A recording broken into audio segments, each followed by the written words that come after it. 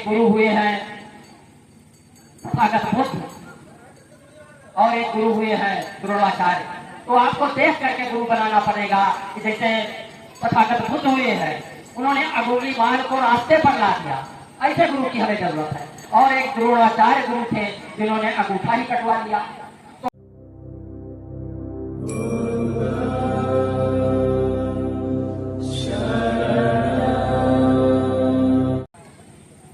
बिना गुरु के ज्ञान भी नहीं मिलता।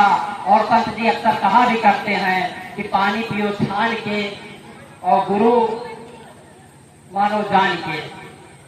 तो ये गुरु के बारे में कहते हैं। तो गुरु भी दो तरीके के होते हैं, तथागत बुद्ध और एक गुरु हुए हैं द्रोणाचार्य। तो आपको देख करके गुरु बनाना पड़ेगा कि जैसे तथागत बुद्ध हुए हैं, उन्होंने अगुली मार्ग को रास्ते पर ला दिया, ऐसे गुरु की हमें जरूरत है। और एक द्रोणाचार्य गुरु थे जिन्होंने अंगूठा ही कटवा लिया। तो गुरु में भेद होता है, इसको आप जानकर गुरु करिएगा।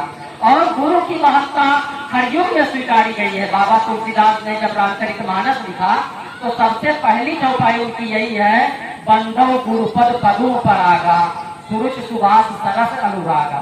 तो गुरु की वंदना से, गुरु की महत्ता से कभी इनकार नहीं किया जा सका है, ना इनकार किया जा सकता है। और कबीर साहब लिखते हैं, गुरु गोविंद दो खड़े काके लागो पाए, बलिहारी गुरु आपने गोविंद दियो बताए। वो ईश्वर से बड़ा गुरु को मानते हैं और गुरु की महिमा के लिए लिखते हैं कबीर साहब कि सब धरती कागज करूं, पूरी पृथ्वी को अगर कागज मान लिया जाए, लेखनी सब बन रहा है। और दुनिया में जितने जंगल है सबकी कलम बना दिया जाए। सब धरती कागज करूं, लेखन सब बन रहा है।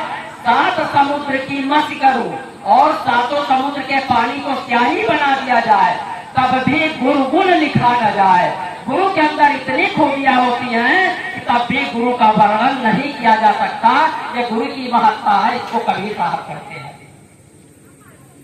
और आज हम जो कुछ भी है, जो कुछ भी जान रहे हैं, सब गुरु की बदौलत जान रहे हैं। और जो कबीर साहब ने कहा, नानक साहब ने कहा, दादू जी ने कहा, रविदास साहब ने कहा, इन्होंने समाज के सुधार के लिए कहा है जो भी चीजें कही है।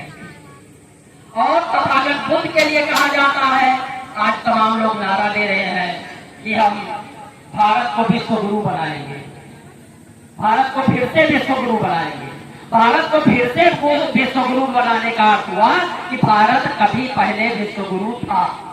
भारत कब पहले विश्व गुरु था और गुरु था कौन?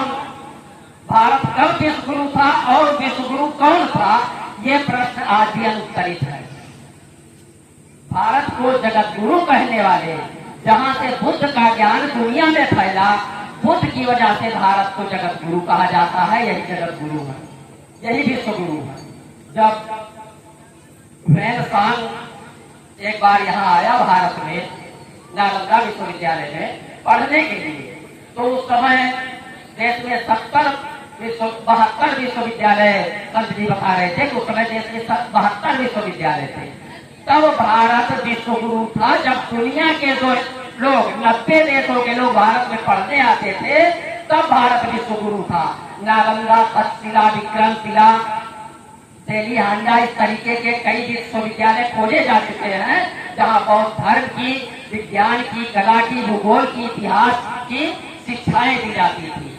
और जब हुएन सांग यहाँ से गया तो वो चीन में परंपरा है, वहाँ का जो राजा था, किसी को विदेश जाने की इजाजत नहीं होती थी वहाँ। तो हुएन सांग ने भारत के बारे में, भारत के ज्ञान के बारे में, नालंदा के बारे में काफी कुछ सुन रखा था।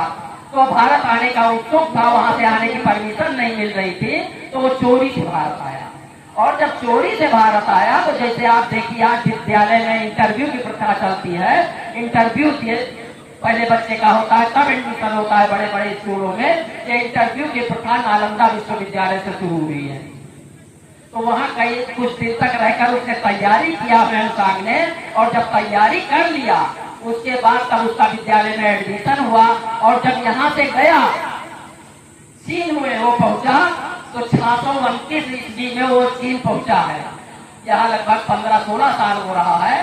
तो जो यहाँ से पुस्तकें वो लेकर जा रहा था, 150 खच्चरों पर पुस्तक लेकर जा रहे थे फ्रेंसान, और जब नाव पर पुस्तकें लादी गई तो उसमें लगभग आधी पुस्तकें डूब गई। आधी पुस्तकें लगभग वहां चाइना तक पहुंची, जिसके जरिए आज हम लोग बौद्ध धर्म को जान पा रहे हैं और दुनिया में बौद्ध धर्म को लोग जान पा रहे हैं। ये फ्रेंसान की देन है। और जब वहां के राजा के पास वो पहुंचा और उसने माफी मांगा तो राजा ने उसको माफ भी किया और उसको धन्यवाद भी किया कि आप हमारे देश के लिए ज्ञान लेकर आए। और जिस दिन ह्वेनसांग भारत से चीन पहुंचे थे, पूरे चाइना में बहुत बड़ा त्योहार मनाया जाता है, उत्सव मनाया जाता है कि इस दिन हमको ज्ञान प्राप्त हुआ। अभी हम लोग नालंदा विश्वविद्यालय गए थे देखने, तो उसी से थोड़ी दूर पर ह्वेनसांग मेमोरियल है, तो चाइना वालों ने बनवाया है। बहुत बड़ा है, चाइना शैली में बना है, बड़ी बड़ी पीतल की प्लेटें लगी हैं लगभग 2-2 फीट की, और उस पर उसके वृत्तांत लिखे गए हैं जो ह्वेनसांग ने किया है, कैसे पूरी दुनिया में घूमा, कैसे चोरी से भारत आया, कैसे चोरी दूसरे देशों में गया बुद्ध को ज्ञान फैलाने के लिए। तो हमारे मन में शंका हुई, हमने अपने कई साथियों से कहा कि भैया हमको तो कभी कभी लगता है कि बुद्ध से ज्यादा ज्ञान और बुद्ध से ज्यादा त्याग तो ह्वेनसांग का है, क्योंकि उसी ने पूरी दुनिया में बौद्ध धर्म को फैलाया है।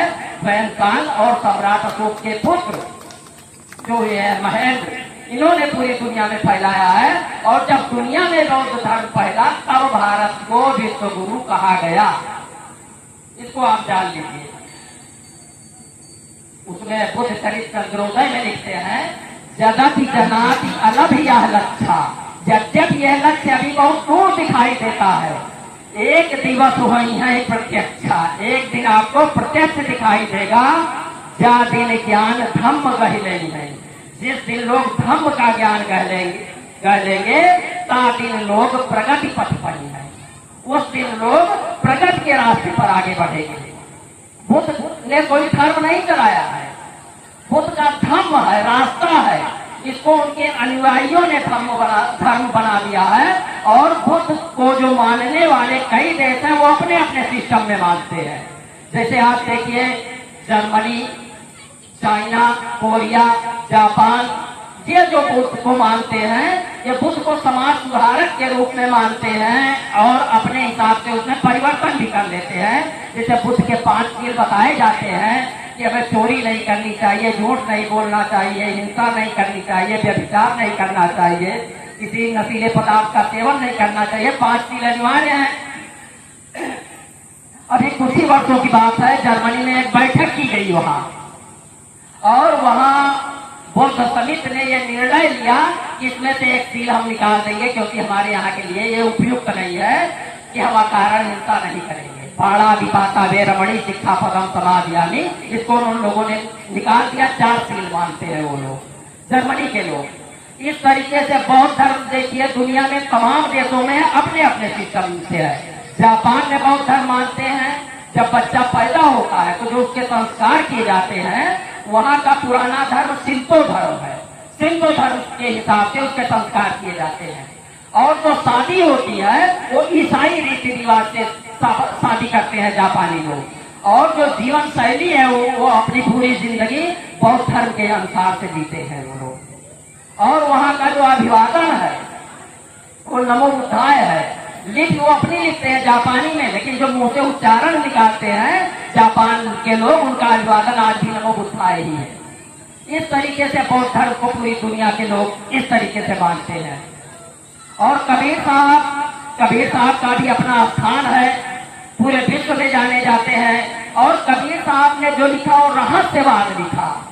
आज भी मैं कभी कभी कबीर साहब को पढ़ता हूँ तो एक दोहे पर अटक जाता हूँ, 3-4 दिन हमको लग जाते हैं उसका अर्थ निकालने में। लेकिन यह भी गारंटी नहीं है कि मैं उनके जिस भाव में उन्होंने लिखा वहां तक मैं सही पहुंच ही गया हूँ, इसकी भी गारंटी नहीं है। कबीर साहब ने जो रहस्यवाद लिखा, उन्होंने समाज के बारे में लिखा। आज लोग सामाजिक संगठनों से इसलिए जुड़ते हैं कि जब बहुत जल्दी मेरी आर्थिक स्थिति अच्छी हो जाए, लेकिन कबीर साहब ऐसा नहीं मानते थे।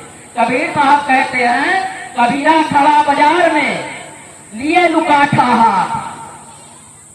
उससे पहले तुलसीदास लिखते हैं कि ज्ञान का प्रचार प्रसार करना मामूली चीज नहीं है। ज्ञान मार्ग कृपाण की धारा, चलत परत खगेश जाई नहीं बारा। ज्ञान के मार्ग पर चलना तलवार के धार पर चलने के बराबर है, उसके समान है। और कबीर साहब लिखते हैं, कबीरा खड़ा बाजार में लिए लुकाठा हाथ, जो घर फूके आपना चले हमारे साथ। समाज में जब काम करना है तो अपनी घर गृहस्थी और इसकी चिंता आप छोड़ दो, अपने घर में आग लगा दो, तब आप कबीर साहब के चरण पग चिन्हों पर आप चल पाओगे, तब आप कबीर साहब को जान पाओगे। कबीर साहब ने समाज के लिए, देश के लिए जितने उन्होंने शोध किए और क्या क्या उन्होंने लिख दिया। आज लोग जो जुड़ते हैं वो आर्थिक लाभ के लिए संगठनों से जुड़ते हैं। कबीर साहब ने कहा है कि जो घर फूके अपना चले हमारे साथ। जिसको समाज में काम करना है वो अपनी आर्थिक स्थिति को छोड़ दे, उस पर चिंता ना करे, वही व्यक्ति समाज का काम कर सकता है। समाज में आज क्या है, सिर्फ शराब का नशा नहीं है, अभिमान का नशा है। किसी को जात का नशा है, किसी को अपनी अच्छी पढ़ाई का नशा है कि मेरे पास बहुत डिग्रियां हैं। कोई कहता है मैं वकील हूँ, मैं इंजीनियर हूँ, मैं डॉक्टर हूँ, मेरे पास खेत ज्यादा है, मैं ज्यादा सुंदर हूँ। यही अभिमान समाज को एक दूसरे से दूर कर रहा है। और प्रेम ऐसी चीज है कि बिना प्रेम के आप कहीं नहीं जा सकते हो, किसी को अपना नहीं बना सकते हो। बाबा साहब ने भी यही किया था। अगर उनके अंदर अपनी डिग्रियों का अभिमान होता तो आज देश या समाज आज किन परिस्थितियों में होता, आज इसको बैठकर सोचिएगा। साथियों, कबीर साहब, नानक साहब, दादू साहब, रविदास साहब, ज्योतिबा फूले साहब ये समाज सुधारक रहे हैं, समाज को दिशा दिए हैं। मैं संत जी को नमन करता हूँ कि जो ऐसे ऐसे कार्यक्रम आयोजित करते रहते हैं समाज को दिशा देने के लिए, समाज को बताने के लिए। और चूंकि बरसात के कारण समय भी काफी हो गया है तो मैं चाहता हूँ कि बहुत ज्यादा अब आप लोगों का समय ना लूं और यहीं पर अपने शब्दों को विराम देना चाहता हूँ। मैं बहुत धन्यवाद।